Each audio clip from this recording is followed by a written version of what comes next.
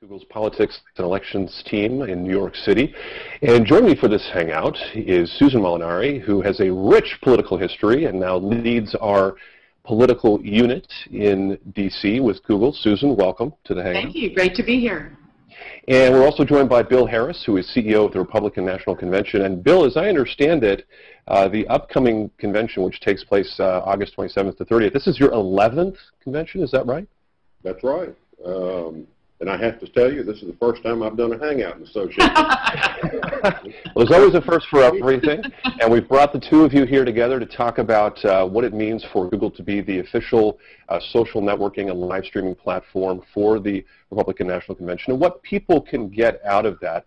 Susan, maybe you can talk a little bit about what that means exactly and what folks will be getting from that experience. Well, first of all, Google is so excited and honored to be partnering with the Republican National Convention. I've known Bill Harris for probably all of those 11 years, and he does an amazing job at the Republican Convention.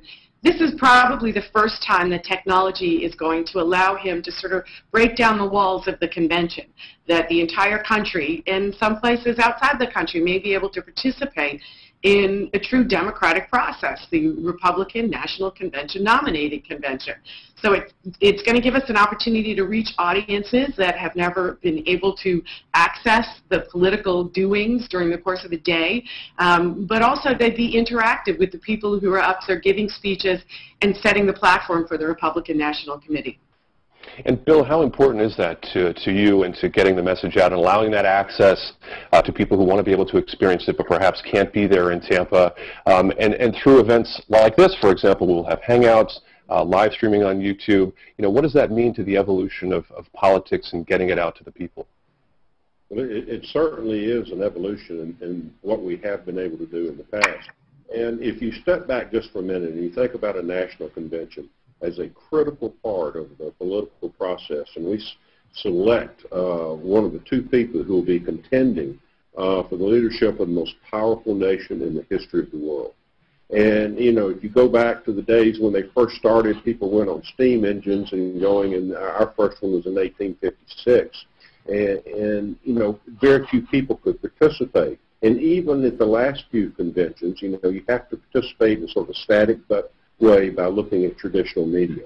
What we've been able to do now in this partnership with Google and embracing technology is to take this critical part of the American political process, we're talking about the leadership of this great nation, and to include more people in it to where they can participate, they can voice their opinions, they can understand better and have an opportunity to participate in what we think of literally as a convention without walls, where people don't have to actually go to Tampa, Florida in August 27, 28, 29, 30, but they can be anywhere in this country and they can get a better understanding and form their own opinions in ways which they can more or less control. So I am excited about it, and it's a critical part of the process. We could not be happier with this partnership.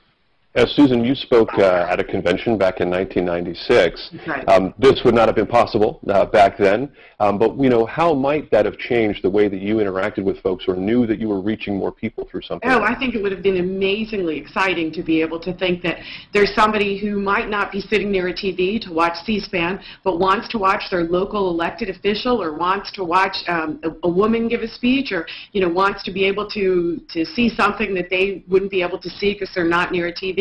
That they're going to be able to watch live video streaming, you know, instant updates on what people are talking about at a national convention. And not only that, what we're going to be able to do is, as people are coming off the stage, we're going to have what we call, you know, the red carpet moment, where we're going to be able to be behind stage talking to the people who are giving the speeches, in some cases with those people doing hangouts with their constituents, with the special groups that they may be addressing. So here becomes the interactive part of it, that not only will you hear a speech and see it in real time, you'll also get the thoughts and the feelings, and we can bring so much more. When Bill Harris talks about, you know, a convention without walls, what it does is it means that people throughout this country will be able to feel a little bit more what it's like to be at a national convention, the tensions, the excitement, the ambition that drives this very magical 3 days.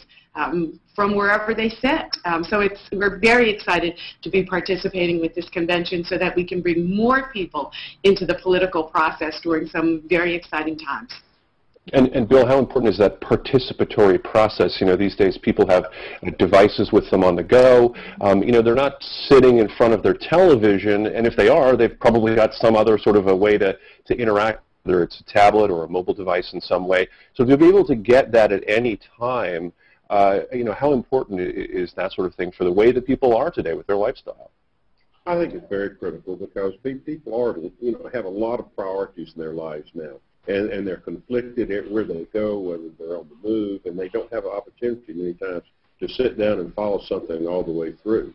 And one of the interesting things about a convention process is nowhere during the campaign cycle is there such an intensity of political thought and to where people have an opportunity to form an impression of a candidate.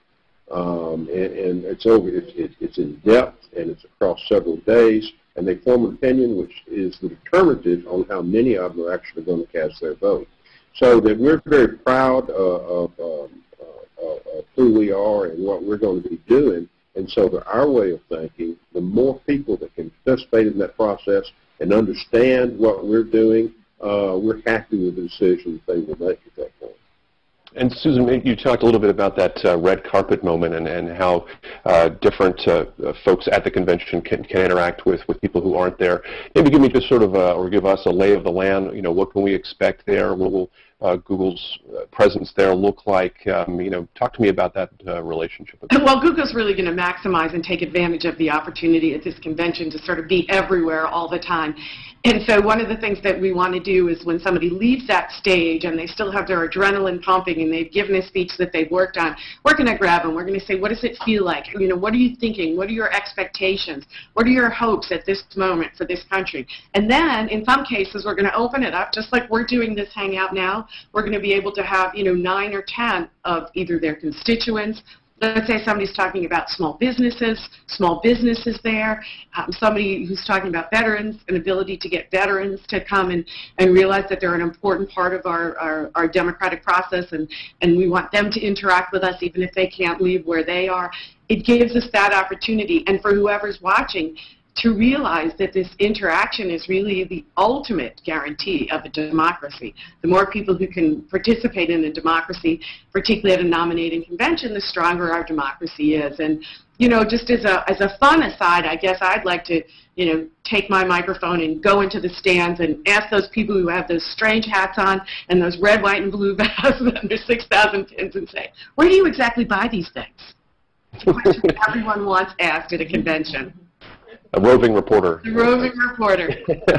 Bill, any final thoughts on what people can expect and the level of enthusiasm that's leading up to the end of August in Tampa? Well, I think they can expect a very enthusiastic convention. I think that we now have a presumptive nominee in the Republican Party. I think people are very excited about that. They're very excited about the opportunity to put forth our platforms and our issues to the American people. I think I'm personally excited about the use of technology in this convention. I mean, one interesting thing, as a final thought, is that having participated in so many conventions, as you mentioned when we first started, you've seen the evolution of technology and how it's changed and how more people get their information in different ways. They make their actionable decisions in different ways.